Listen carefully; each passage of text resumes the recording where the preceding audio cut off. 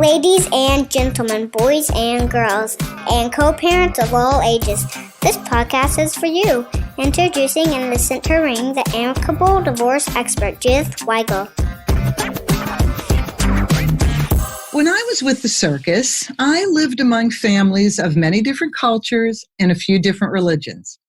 Because we lived together and worked together, we operated like one giant family. We were nice one day, argued the other, and back to being nice again because the show had to go on. If there were marital tensions and issues, which there were in a 10-month touring season, we had to work them out because our lives depended on it. We worked in a life-threatening business, the circus. Flash forward to divorce, where I work with many cultures and religions. I live in Los Angeles, a cultural melting pot. And as a mediator and podcast host, I'm involved in helping people work out their settlement agreements so that their personal shows, their lives can go on. Our guest today is former family law judge, now divorce mediator, and author, Michele Lorenz. Judge Lorenz was a domestic relations attorney for 20 years in Chicago. I'm assuming that means family law. And then a family law judge for 19 years.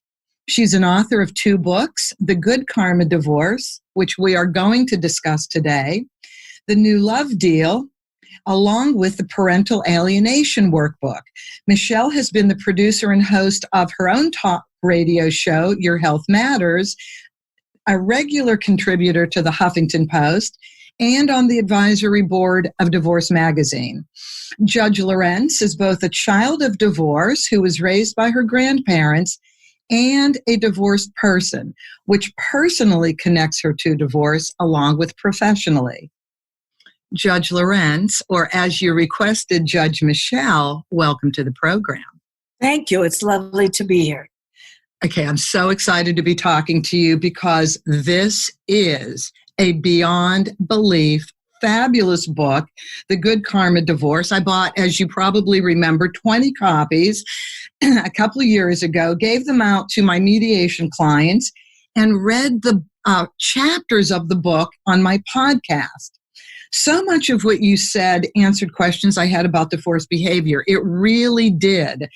Things that I needed to understand that you outlined beautifully. And I talk about this to my divorcing clients. You taught me all about the emotional roller coaster and the emotional juggling match, if I'm going to use circus metaphors. Judge Michele, why did you write the book? I wrote the book because I thought if I didn't transmit all that I had learned, then I didn't know what value it could have, only to myself. I had learned so much from 20 years as doing divorce law and then almost 20 years on the bench that I was almost exploding with trying to tell people what they needed to know from my perspective to save their soul, because it is such an eviscerating process on so many levels. Yes, it is. And what's so fascinating about this, and what initially caught my attention, excuse me, before I even read the book, was this was an emotionally driven book by a judge. And we don't normally look at judges and attorneys, people in the law profession, as being emotional beings when it comes to their work. So your post-life as a judge now with this book and other work that you do, especially mediation, focuses on the emotions of divorce. Is that what you meant by you really were about to explode with information because you needed to talk about the emotional side, restricted as a judge, just dealing with the non-emotional? When we say emotional side, a lot of times people think that means how heartbreaking it feels to go through a divorce, how worried you are about your children, how you feel like your life is imploded. But it was sort of a bigger idea. I wanted to relate to people how their answers were not in the court system, that the court system and the process of getting a divorce in and of itself was emotionally bruising. and not the answer for people who are going through heartbreak and trying to protect their family.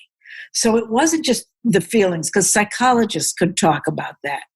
I wanted to talk about what it felt like to have taken vows with somebody, to love each other forever, to have children together, and then end up resolving your differences in a courtroom with a sheriff and a judge who doesn't have time, nor is it their job to make you feel better.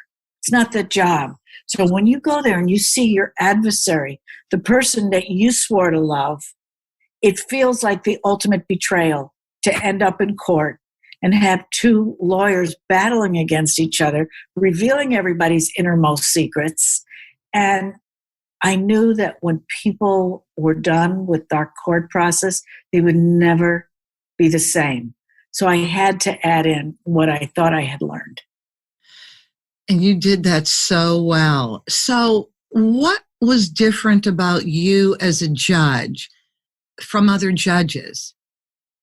And I'm referring to something that you wrote about in the book. You asked people to write down their fears, their goals, their aspirations, the outcome they were looking for. But you said starting with your fears in one part of this book. So the question is, what makes me different from other judges? And then, what made you different? I don't know. I can't say that I was different and then other judges didn't look, but it was very self-reflective. I mean, I was part of that system.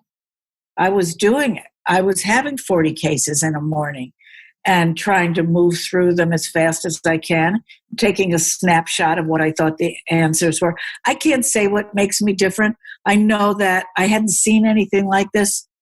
I think there was a judge like in Minnesota, but I hadn't seen anything like this. But I'm sure other judges are good, have other strengths. Oh, absolutely. Absolutely. But when I read in the beginning of the book, I think that you asked people to journal their fears and their aspirations and what they were really looking to get out of this process of divorce, especially through the court system.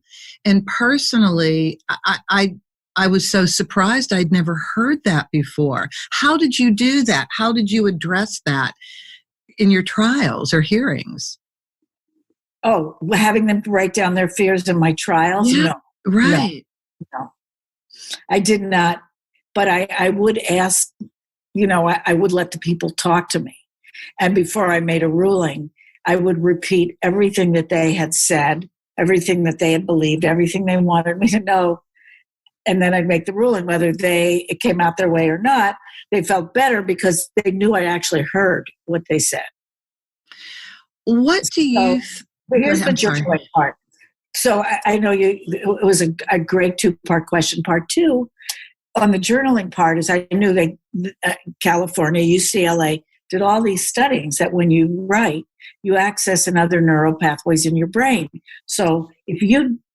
And I learned this from Julia Cameron and The Artist's Way and everybody else who supports journaling. By the time you're done dumping your thoughts on 3 pages, you will have answers that you did not have to begin with. So it was a real way to reduce stress and to see what it is you really wanted, what your goals really were. Because otherwise, when you're going through a divorce, your brain is in such chaos because of the overload of cortisol, the stress hormone, that you can't get the executive function. It's hard to access it. It's hard to get to the front of the brain, which is the prefrontal cortex, the front of the brain, which is in charge of problem solving, child protective, right solutions, future forward. And it's really hard to get there. So the journaling helps you get back to the front of your brain. A concept that I use a lot in mediation, except I'm sort of the one who does the journaling part, to help you get from disorganized, the back of the brain, the limbic system, the amygdala, that's where all the fear, tension, resentment, anger, all those normal emotions lie. It's my job to get you to the front of the brain so that you can think clearly. Put your children ahead. Put your future ahead. Future focused, problem solving. So that's my job. But in the book, since I couldn't do that, journaling is one of the great tools.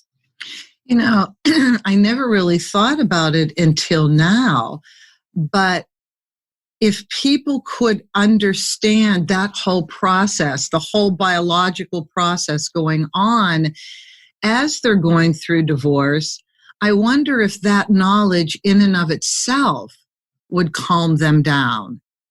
I wonder. The idea is it gives you a sense of, I think it's always calming to understand how you're working. Your hand hurts because you have a fracture. Oh, okay, now I understand that. So you don't have the double stress level of what's going on. Why am I not sleeping? Why am I eating wrong? Why am I over drinking? When you understand that the breakdown of a relationship, whether married or unmarried, is encoded in the DNA as a threat to survival. Because from the beginning of time, it's been families that kept us safe. So when your relationship breaks down, you go into something that's called primal panic. And you don't know you can survive it. So you have the extra cortisol flood. So you run into the fear centers a lot. When I talk about it in mediation, it's like we can help this. Not perfectly, but we can make it better. We can make you think better. And and I ask them, will you give me permission to help you when you get triggered and jacked up and angry and fearful and resentful and anxious? Get back to the front of the brain. What should people know about court? What should they expect in terms of what a judge can and cannot do for them with the decisions? How are you required to make decisions for them? Because, we've all heard, I know the judge is going to rule on my side. I know the judge, when I tell my story, they're going to say, okay, fine, you can have what you want. What's the realistic understanding of what people should expect when they go to court? Even though we have different laws in different states, it's kind of all the same process. Well, hope is not a plan. And the projection that a judge is going to see things the way you do is a crapshoot. It's an absolute roulette. Every judge is completely different. They see things completely different. They may have gone through a divorce. They may have had a mean mother, mean father, had a bad night, had a fight with their husband. It's so human, and the law is so diaphanous, and it's so vague, like almost anything could happen. So it's like best interest of a child. Well, what is that? Well, we have categories for best interest of a child, but it all depends upon how a judge sees it. I really say to people, keep your power. You make the decisions that you can live with. You make the compromises you can live with. The idea that a judge is going to see it as you see it is absolutely fantasy. Of course, we are all capable of wanting to live in fantasy. I don't make judgments about that. I can do that myself, but I want people to get in the zone of reality, not what they believe a judge is going to think.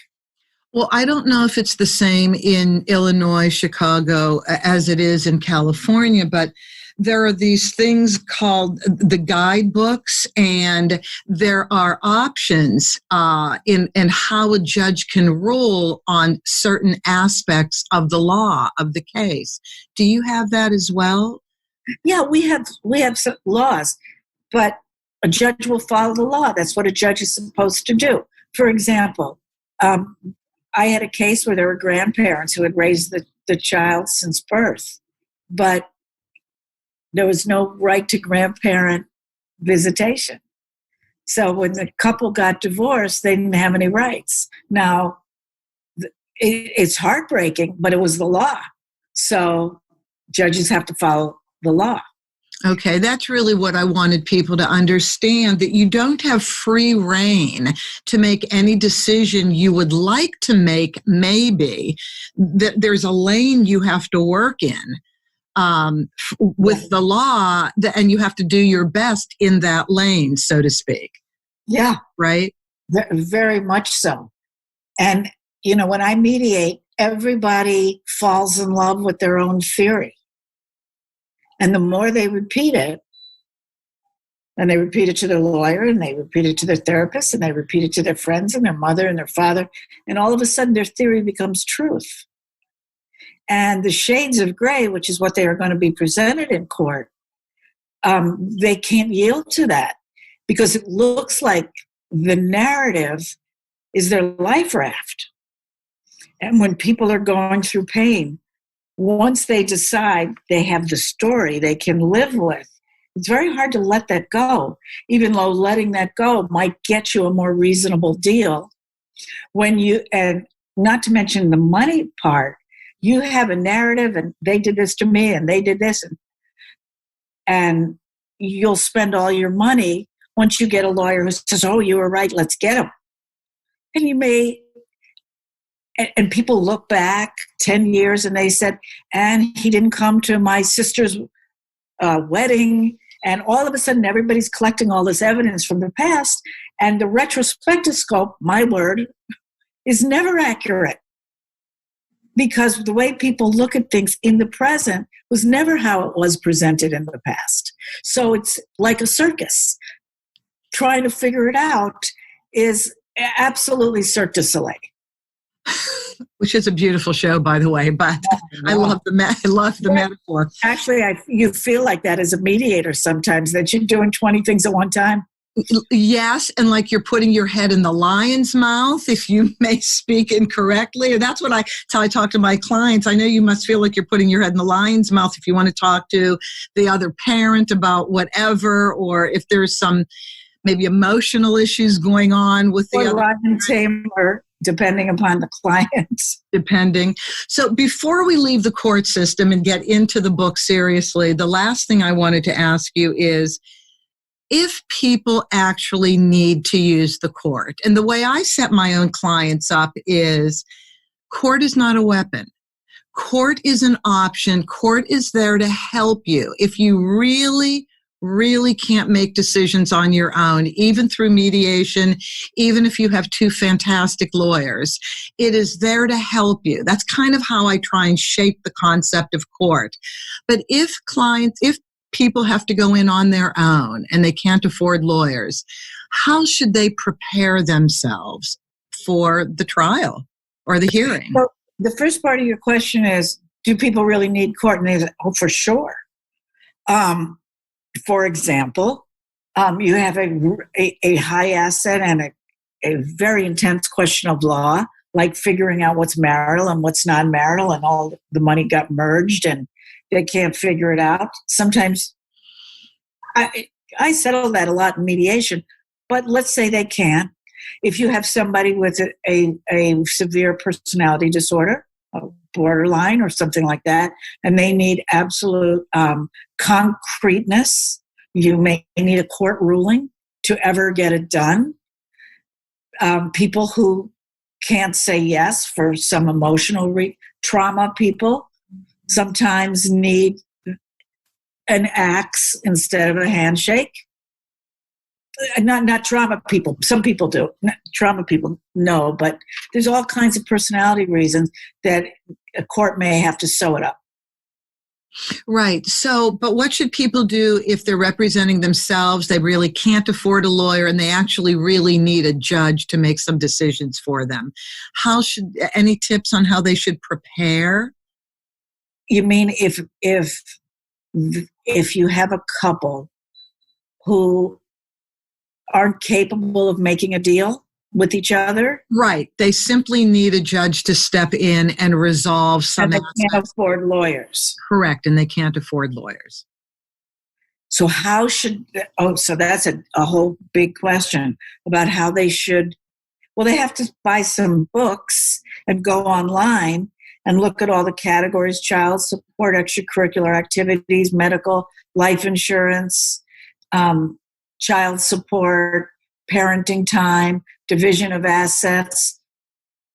They can try and do all that themselves. Listen, it's doable. It's just a lot of work.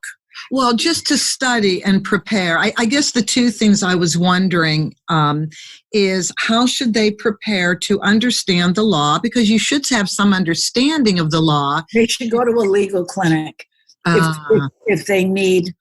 You can't learn the law and how to do forms, and it's too big. It took me 3 years in law school. I know, me too. I can get tripped up once in a while. Working at different courthouses, they have different processes sometimes. But for your audience, I would say every law school has a legal clinic. And it's always supervised by a lawyer who usually really knows what they're doing. And they have law students doing all the grunt work. That's what I suggest to people. It's it's pretty good. Okay. And just lastly on that.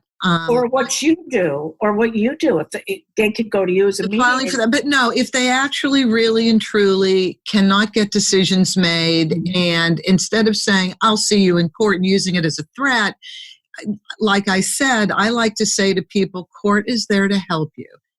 It's not there to hurt you. So no, that's your one option if you cannot make decisions, but let's get you prepared to participate and have dialogue with the judge when you're there. So boning up on the law would be a great thing. And I guess understanding that the judge has to, again, work in a specific lane of legal options that they can use to render a decision. Right. I think it's pretty hard. It's okay if it's a child support dispute because there's statute and formulas. 30% of the higher earner versus 20% multiplied by the number of years and overnights. There's formulas. People can figure those out. But if you have asset disputes and whether or not it's been commingled and it's marital, then people aren't going to, that's really going to be hard. They should go, in those cases, they're going to need a lawyer. And if they don't have the money, then it's relies on the judge to work it out. Yeah. And if people really don't have money, we have legal aid in Chicago. Right. And I hadn't thought about that. Always that. I think every city does. Yeah, I hadn't thought about that. Okay, let's go to the book. I couldn't wait. I just wanted to lay the groundwork a little bit for people. Let's go to the book. The very first thing that comes to mind that I learned when I read the book was pre-divorce behavior.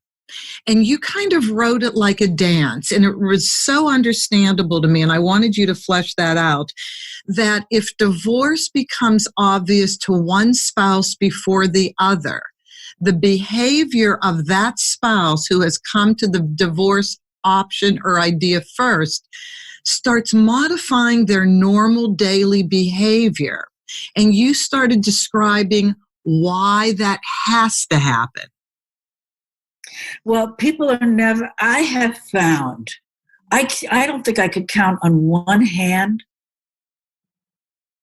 that people come to that decision together.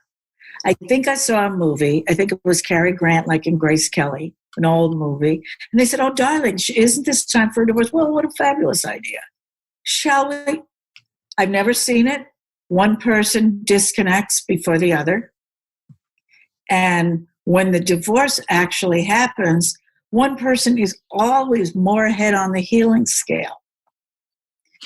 And that is really, really hard because the person who's sort of been in denial or been in, yeah, I knew things were bad, but I never thought divorce, thought we were in it for life. That person sees the other person start to rebuilding their life.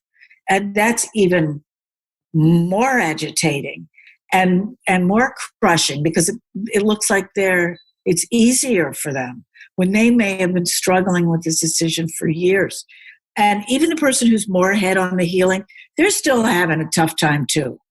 It's not good for anybody. Nobody's laughing and breaking open bottles of champagne unless they're in a bad divorce and it's finally over. But it's really hard.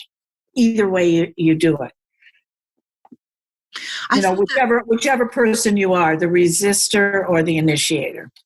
I thought that was brilliant when I read that, because until I had read that, I would listen to people call me and say, after we started the divorce process by filing, one person would say, I just don't understand his or her behavior. They used to do things this way. They used to engage in family activities this way, and they seem to be so distant.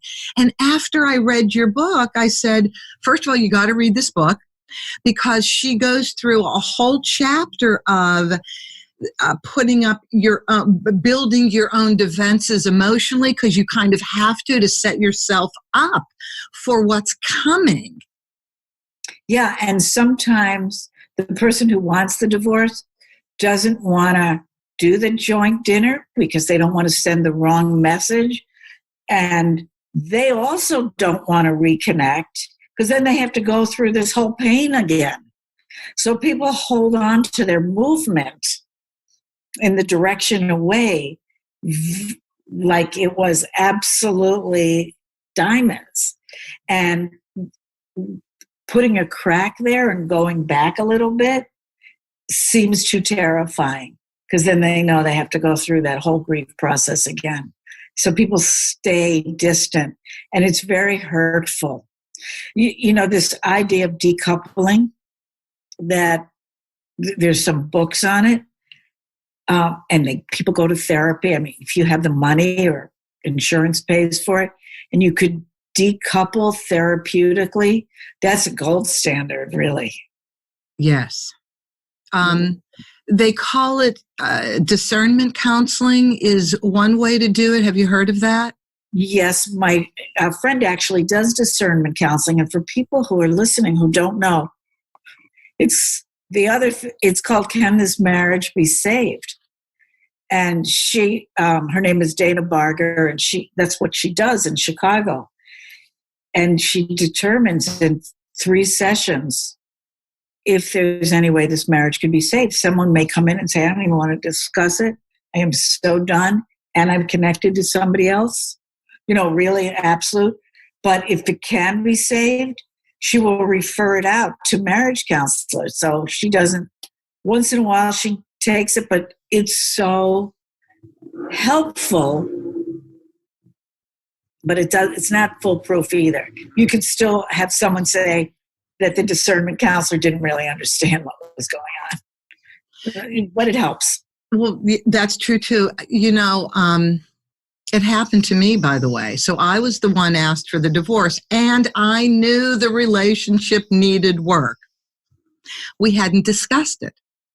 And then one day in Chicago, by the way, I lived in Chicago for 1.5 years. In Chicago, my ex-husband, who I'm still friendly with, by the way, so poster child for Amicable here, just said to me one night, I want a divorce. I almost fainted. Yeah. I wasn't ready to hear those words, just those words. Just the word. Yes. And I, to that point, I would say, should I say Judy or Judith?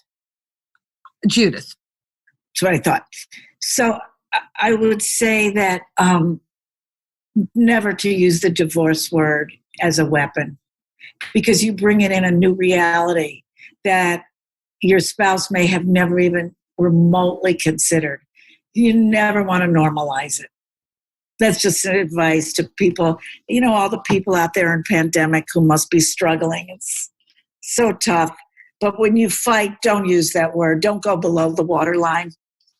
Absolutely. And it was never spoken in our situation. But the other thing that you said about, when one person disconnects, they can't really go back sometimes. It's just therapy isn't possible. Well, it actually happened with me. I took 1 year to heal. I said, well, go ahead, start the filing. I'll sign anything. I'll do whatever. No dispute over money, nothing, didn't have kids. It was so easy. But then he wanted to re-engage after 1 year. And it took me 1 year of a lot of healing to just pop up one day, and now I'm happy, now I'm ready to move on. Okay, I've accepted it, this is fine. And he wanted to come back. So even the one who's been asked for the divorce, once you've gone through the healing, once you've dealt with this major change in life that harkens everything, your religion, your family, your idea about relationship, your idea about yourself in a relationship. I mean, it's a serious stuff when you uncouple. I couldn't go back. I just couldn't go back. I couldn't go through that. What if it happened? Yeah, I couldn't. It's too risky. It feels way too vulnerable. Yeah. Okay, so something else I started understanding by reading The Good Karma Divorce was there is the emotional divorce and then there's the legal divorce. Mm-hmm. And what comes first? What the emotional divorce has to be dealt with first? What do you think, Judge Michele? I think it can go both ways. Boy, that's a really good question.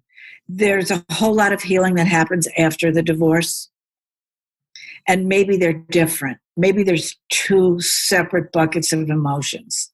There's first the shock and the dismantling of your reality and the dismantling of your identity as a couple. And one of the things that happen in a divorce that people don't talk about is all the levels of feeling betrayed. Now, I don't mean betrayed with the third person.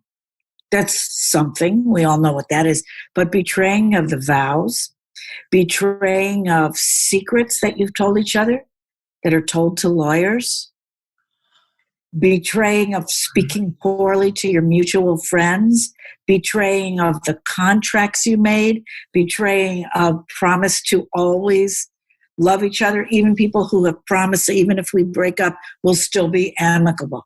All of those levels of betrayal hit you as you're going through the divorce process. You find out from your spouse's lawyer that you, some most intimate secret, and to feel betrayed by anybody in this world, let alone all those levels that a breakup inspires.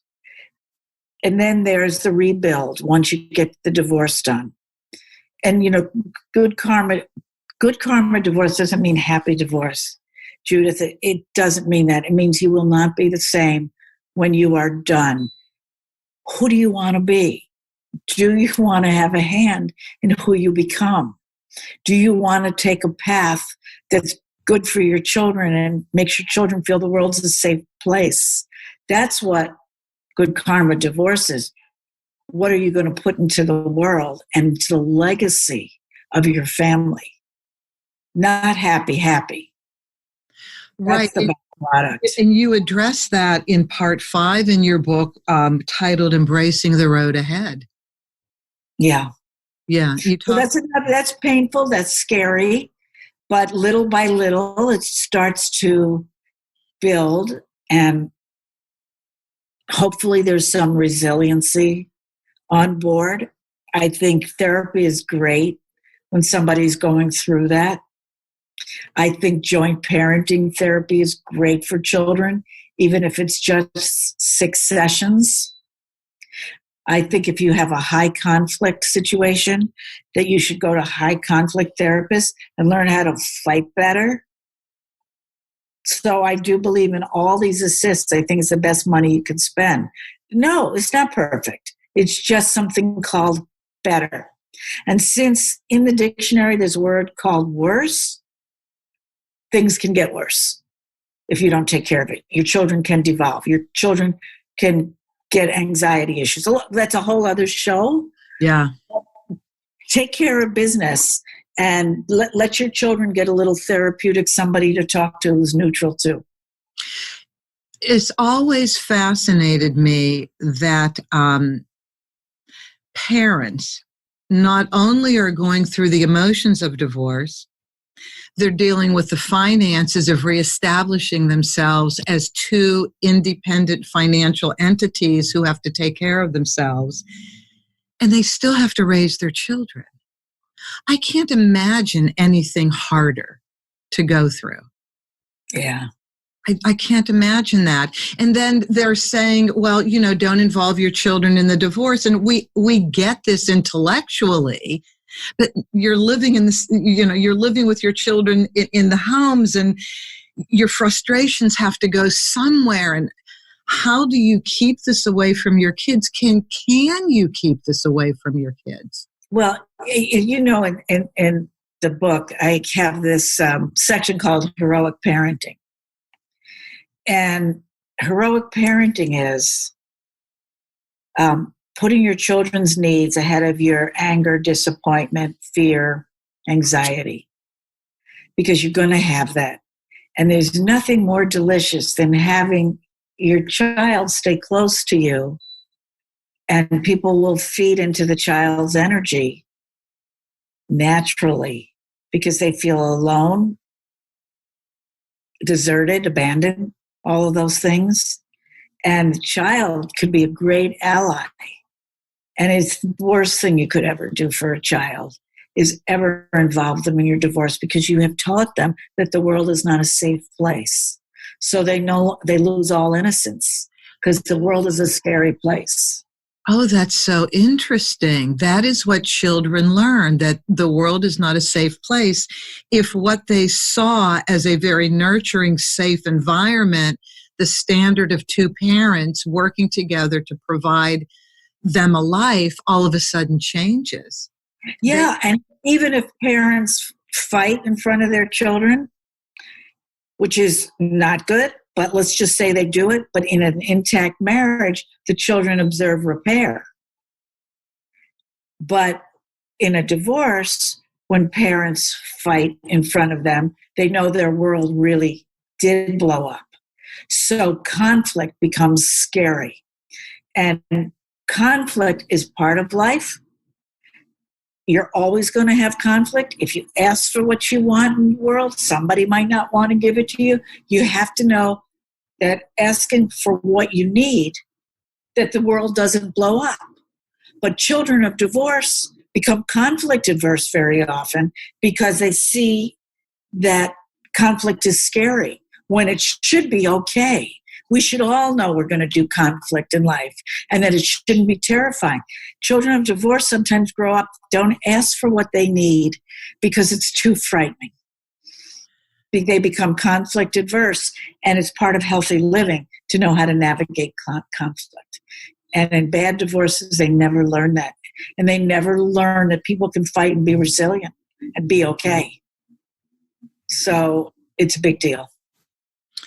There is a section in your book called Harnessing the Positive Power of Negative Emotions. And I consider this to be an extremely important section because you talk about these three, I think it's three emotions.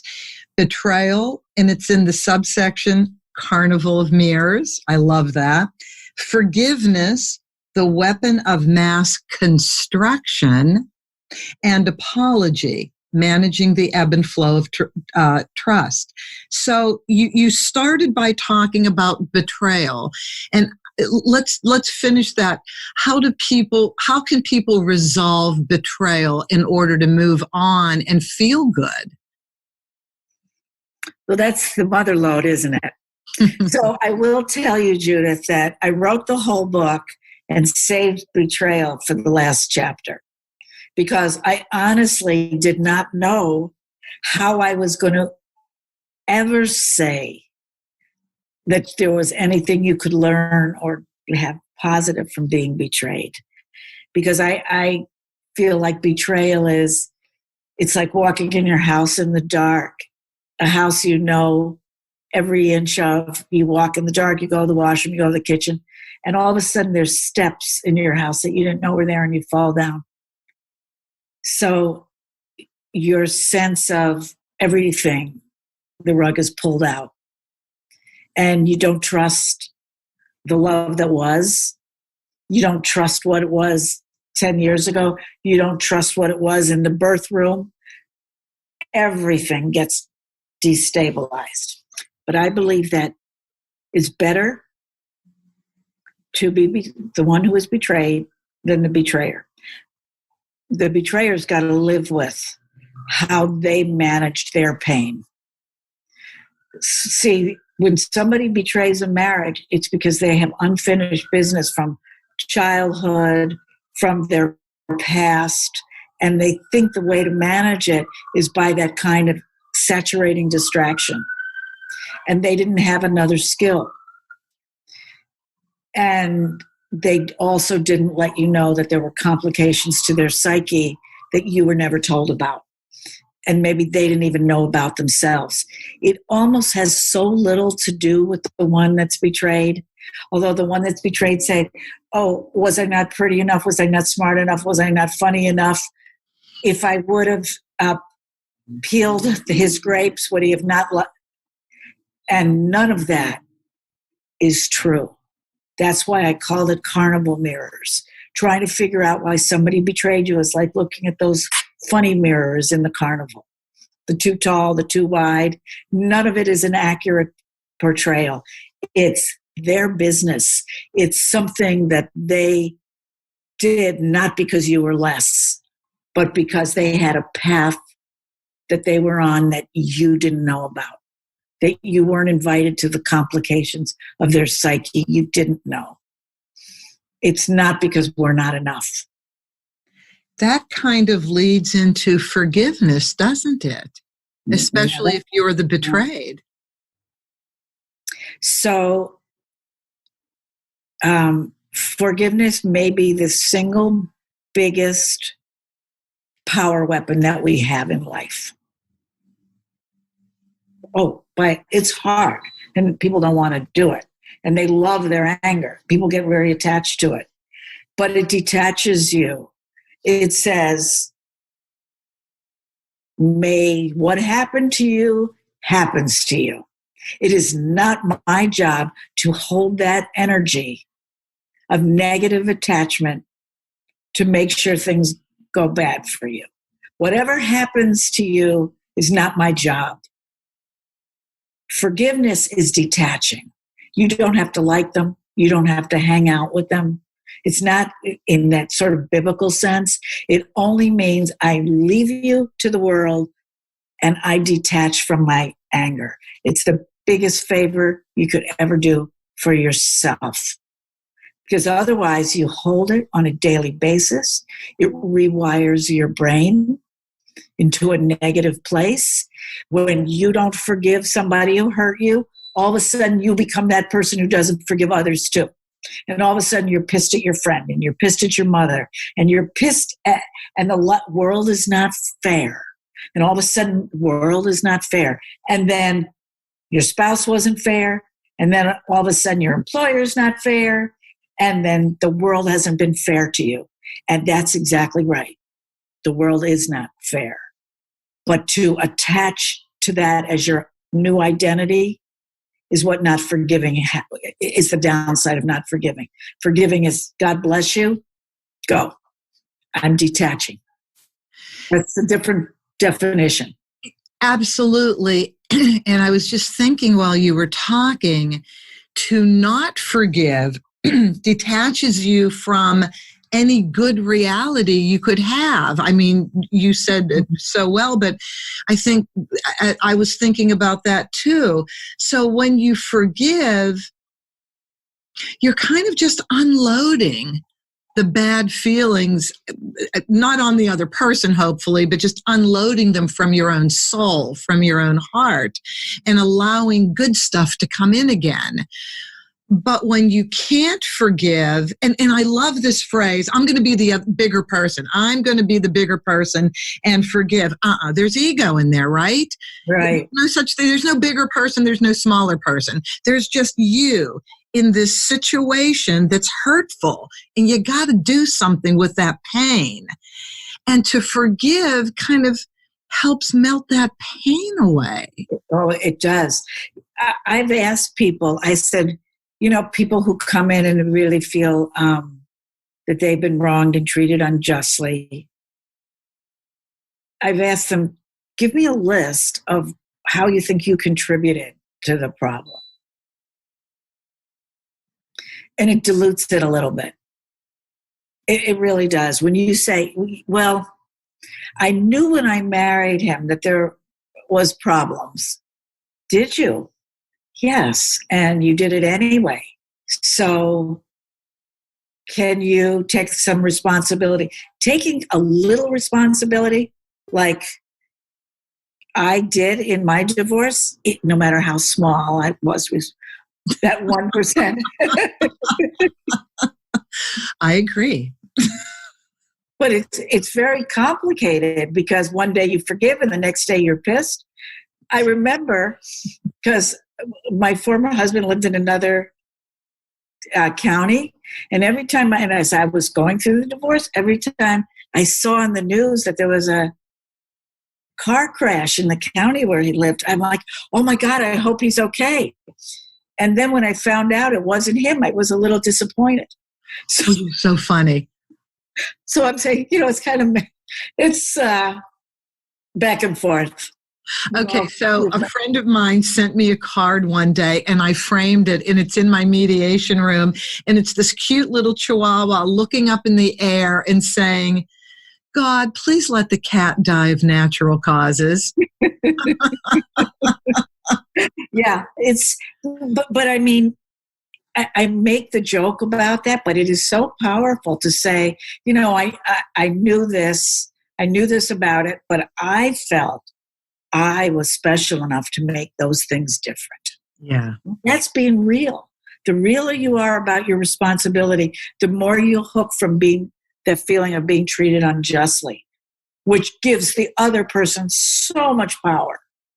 Absolutely. And we as mediators, when we listen to somebody say bad things about the other person, and you ask a couple questions, not accusatory, but just you ask a couple questions that may open up the story, and all of a sudden their part becomes part of the story when it wasn't initially. Yeah. Now we're listening to some balance happen. Now there's somewhere to go with this. Yeah. Okay, lastly, apology, managing the ebb and flow of trust. Would this not come from the betrayer, so to speak? I think it's important. I have been, I don't know if this has happened to you, but I have been hired to mediate the excavation talk, which is people are going through a divorce, and maybe the husband or the wife says to me, I want to get in the room with them and I want to know why. This carnival mirrors thing. Right. And I say to them, I don't really think that's going to help you, because it's like branches. One question will lead to another, to another, to another. I think you'll feel worse because it's not going to help you. It never does to know the details. But some people want that. But the other thing they do want is an apology. People want apologies too. It's like, we've done a lot wrong. I mean, in a good mediation, everybody apologizes to each other. I know. Isn't that wonderful? And the room is transformed. And it's transfixing when that happens. And what you see in that room, you can't believe. Now, which is not to say that if somebody gets betrayed, an apology is going to make it all better. But it's going to make it worse if it isn't coming. Then right. It's bombastic. The silence is bombastic. And it's the way the apology is given. I mean, okay, fine. I apologize. All right, yeah. I was mad. Can we just move on now? Yeah. Right? No, that's not an apology. Or I'm sorry if I did something wrong. Right. Or I'm sorry, but you did this. That's the non-apology. What's the best way people can go through mediation? Well, I think you have to interview some mediators, because it's all going to be, what's your sensibility? If you have a complicated couple with some problems with psychological complexities and emotions and difficulties with children, which now I see so many children struggle, not just from the divorce, but ADD, OCD, oppositional disorder, this new thing called school refusal. I haven't heard of that. Kids just won't go to school. It's part of an anxiety disorder. I told my son, who's a complete grown-up, I said, I have to mediate this thing, and it's got school refusal. He said, he was so upset. He said, you mean you can do that? He said, if I would have known I could do that, I would have definitely refused. But you see the children really, really struggling. So you want to find a mediator who really has that capability to understand complex emotions, as well as calculate pension distributions and assets. So an interview would be a good way to find a good mediator. And referrals, and who does your lawyer like to work with? Because, the lawyers tend to pick this mediator's good for this, and this mediator's good for that. Sort of like a menu. Right. Well, I actually refer attorney mediators sometimes. If I have somebody that I'm pretty sure has an emotional condition that is beyond anything that I can probably do anything about, or more specifically, some people just are, they want to ignore law. I don't care what the law says. This is what I want to do. And so there have been a couple times when, because I'm not an attorney, I'm a paralegal on steroids and a mediator, I will refer an attorney mediator who's had maybe some therapy counseling training, who will do what we call directives. So we'll state the law and really focus on the law. Like the best mediations are, of course, we know the law, but let's put that aside. Let's make the agreement that works for us. So that's great. Yeah, you can do that. But if there's a person who won't recognize the law at all, even as a guideline, a guidepost to making decisions, it's going to be what I want to be. And I've had a couple people like that. And I just say, I don't think I'm the right mediator for you. And I do refer them to a couple attorney mediators who may be a little more directive in law. And yes. I find that's more successful. Yes. If somebody absolutely won't adapt to, the zone of reality, then they need a lawyer. But just to say to your listeners, the person who won't accept the law eventually comes around. You're going to have people who are very, very upset about their divorce. For example, somebody who's used to being the full-time parent, and then all of a sudden find out they have to yield all this parenting time, and they're like, I'm not doing that because he or she was never there, never went to a school, never went to a pediatrician, and that just takes longer. I mean, people do come around, but it just takes longer, like a lot longer.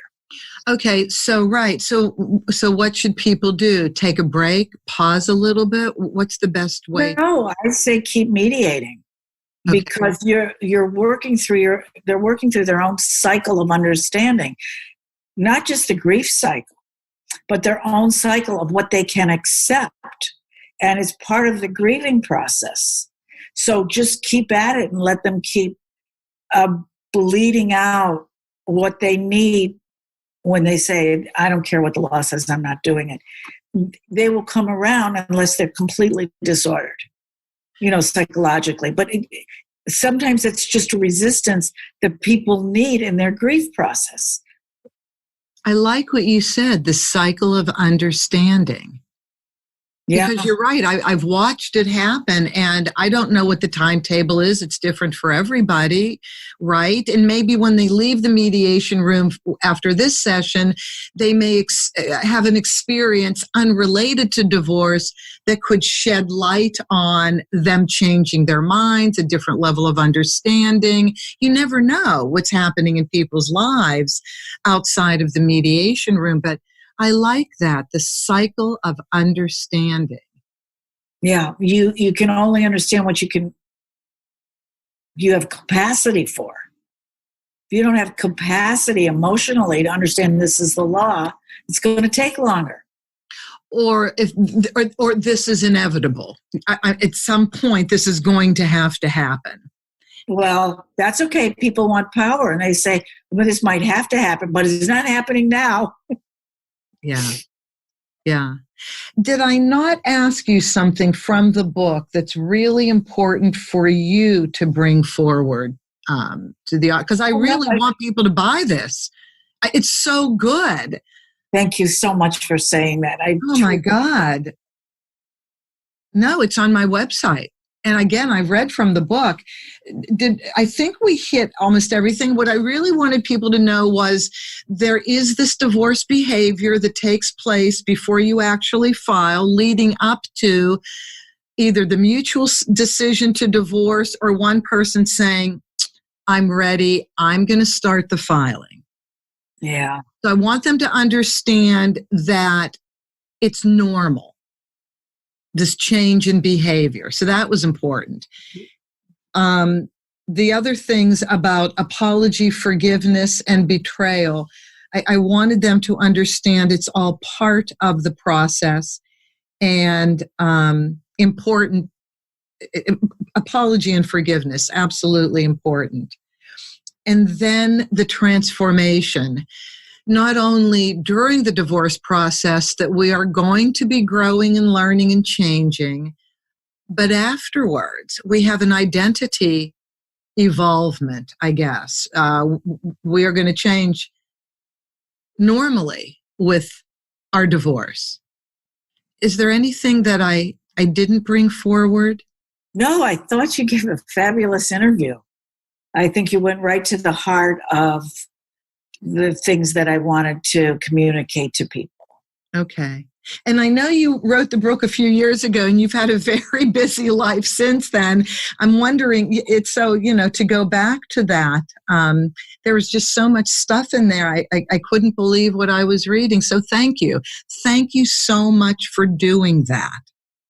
And thank you for everything you're doing for all of the people who are struggling and you helping them get through it and doing this podcast. You can't even imagine who you might have reached that will all of a sudden make such a big difference in their life. It's unpredictable. Just keep doing the right thing like that, and you will just touch so many people as you are doing now. I hope so. And I'm grateful that you're out there doing that, and you're doing a wonderful job. Thank you. Thank you for that. Now, because the pandemic has opened up the arena for who people can work with, I know that as an attorney, you can't practice law in a state if you're not licensed, but mediation doesn't really have boundaries. So, No, for people, I just finished one in Switzerland. Did you really? Yeah. I mean, all over. Yes, in the United States and Colorado and Texas. Because it's not law driven and you don't have to be licensed. But it was really interesting. Switzerland was on lockdown. They really didn't play around with the pandemic. They had you couldn't even go to a restaurant. It was mediating. Yeah. There are no geographical boundaries, which is a lot of fun. So, for people who would love for you to be their mediator, how do they get in touch with you? Thank you for saying that. The company, it's an international company. It's called JAMS, JAMS, and they just have to call JAMS. Or, wait a minute, isn't it on your website? Judge Michele, isn't it on your website? I don't know. I think it is. So anybody who would like Judge Michele to mediate for them, go to her website, michelelawrence.com. I do believe it's there. Yeah, and it's also on the JAMS website. JAMS. Okay, so on the JAMS website, do they section it out according to state then? Yeah, according to, Chicago. Okay, very good. All right, well, then that's how you can get in touch with Judge Michele, and I guarantee you will have a good karma mediation. That's so kind of you to say. Thank you, Judith. It's been wonderful spending this hour with you. Thank you so much. And We'll talk to you soon. without a doubt. And thank everybody for listening. As always, you can reach me through my website, theamicabledivorceexpert.com, theamicabledivorceexpert.com. Send me a topic ideas. Share this with your friends. It's so very important that we spread the word to do the best for each other in the most kindest, gentlest way in this most traumatic time of our lives. And as always, have an amicable day. That's our show for today. Thank you for joining us. Be good to yourselves, be kind to your spouse, and cherish your children above all else.